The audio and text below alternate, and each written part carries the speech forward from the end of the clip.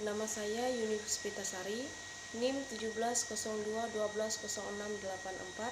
jurusan Teologi Kristen kelas B semester 6. Mata kuliah Pak dalam Gereja dengan dosen pengampu Ibu Prasetyawati MTH. Di sini saya akan mempresentasikan tugas dari bab 6 Pendidikan Agama Kristen pada zaman Reformasi Protestan. A. Riwayat hidup Martin Luther, masa reformator dan pendidik. Martin Luther adalah putra sulung Ibu Margaretha dan Hans Luther yang terakhir bekerja di tambang tembaga dekat kota Eisleben di Jerman.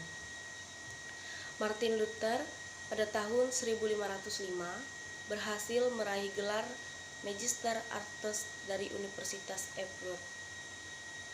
Pada tahun 1508, Martin Luther menjadi dosen di Universitas Wittenberg mata kuliah Teologi Alkitab. Dasar teologis bagi pendidikan agama Kristen. Dalam hal ini, Bulke mengambil 4 dasar teologis yang terdapat di dalam tulisan Luther. Yang pertama itu keadaan berdosa setiap warga. Luther melalui pengalamannya mendorong dia untuk mencari jalan keluar yang untuk mengenyangkan kelaparan jiwa yang menurutnya itu tidak bisa diatasi melalui seluk-beluk sistem sakramental yang merupakan suku guru gereja zamannya. Karena itu baginya usaha menyelamatkan jiwa menjadi pendorong utama menuju jalan memperbarui gereja dan bukan pertengkarannya dengan lembaga kepausan. Yang kedua itu pembenaran oleh iman. Melalui penderitaan jiwanya, Luther diyakinkan tentang kebenaran dosa sebagai faktor dalam diri setiap orang. Yang ketiga itu imamat setiap orang percaya. Menurut Luther, di dalam pengalamannya pembenaran karena iman tersebut tersirat pula persamaan hak setiap orang di hadapan Allah. Tidak ada satu golongan tertentu yang menjadi penyalur anugerah Tuhan, sehingga kemudian disampaikan kepada orang yang lebih rendah martabatnya. Sebenarnya, semua oleh iman telah dijadikan makhluk baru dalam Yesus Kristus. Dengan kata lain, setiap warga adalah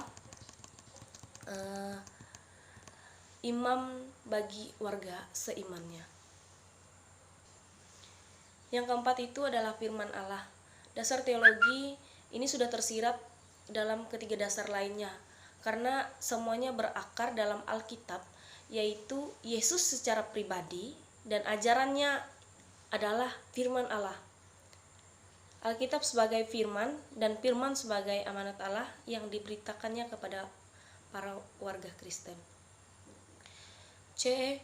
Dasar sosiologi untuk pendidikan agama Kristen.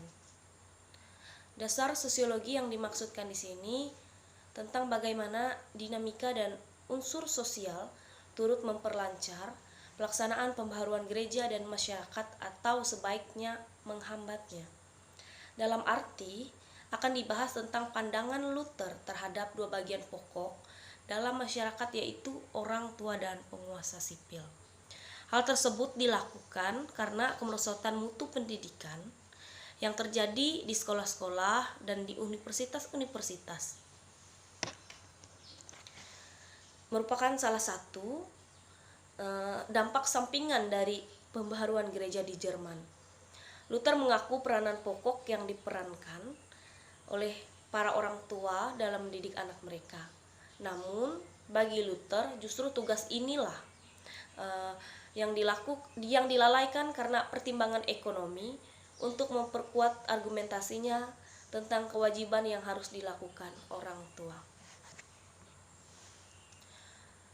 Luther memberikan 3 hal pokok, yaitu yang pertama itu contoh dari alam, dengan memberikan gambaran bagaimana binatang-binatang yang tidak berakal selalu memelihara serta melatih anak-anak mereka, dan jika dibandingkan dengan para orang tua, maka para orang tua tentu akan jauh memberikan yang terbaik bagi anak-anak mereka. Yang kedua itu kebutuhan masyarakat. Luther juga sangat prihatin kepada orang tua yang merasa puas apabila putranya hanya menerima pendidikan paling dasariah saja, yang dipandang cukup untuk tugasnya, misalnya menjadi seorang pedagang. Pandangan tersebut menurut Luther tidaklah bertanggung jawab, karena masyarakat menyeluruh termasuk kaum pedagang memerlukan pemuda yang diajarkan sedalam-dalamnya demi keamanan dan kesejahteraan umum. Dan terakhir, yang ketiga, kehendak Allah. Berdasarkan kehendak Tuhan yang ditarik Luther dalam Mazmur pasal 78 ayat yang kelima, di mana para orang tua lah yang paling bertanggung jawab terhadap pendidikan anak-anak mereka, akan tetapi hal itu tidak berarti bahwa seluruh tugas dibebankan kepada orang tua saja. Luther memberikan beberapa alasan mengapa para pemimpin pemerintah wajib menyediakan kesempatan belajar bagi kaum muda.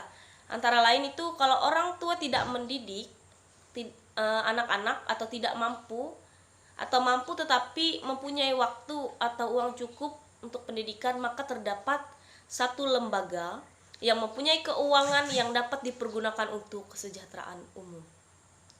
Walaupun dana yang dikeluarkan tidak sedikit jumlahnya, namun Luther telah memikirkannya, yaitu melalui kas gereja, dermawan, dan kas negara.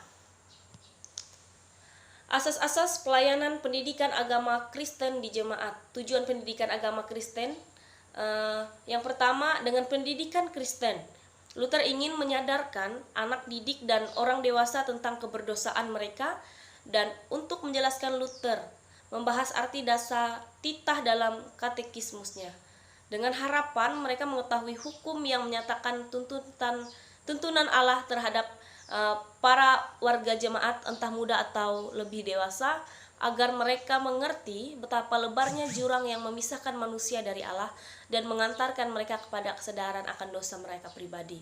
Yang kedua, para warga hendaknya mendengar isi kabar baik dalam Yesus Kristus serta mengamalkannya. Ketiga, para pelajar diharapkan memahami doa serta melaksanakan kehidupan doa. Itulah sebabnya mengapa doa Bapa Kami merupakan doa teladan bagi kaum tua atau muda. Yang kedua, pengajar dalam pelayanan pendidikan agama Kristen. Luther mengakui bahwa Allah sendiri merupakan pengajar pokok dalam pendidikan agama Kristen dan bukan manusia.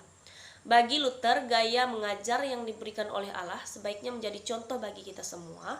Para perkara pedagogis dalam hal ini, Luther menjelaskan bahwa peran orang tua, terutama ayah dan guru, sangat menentukan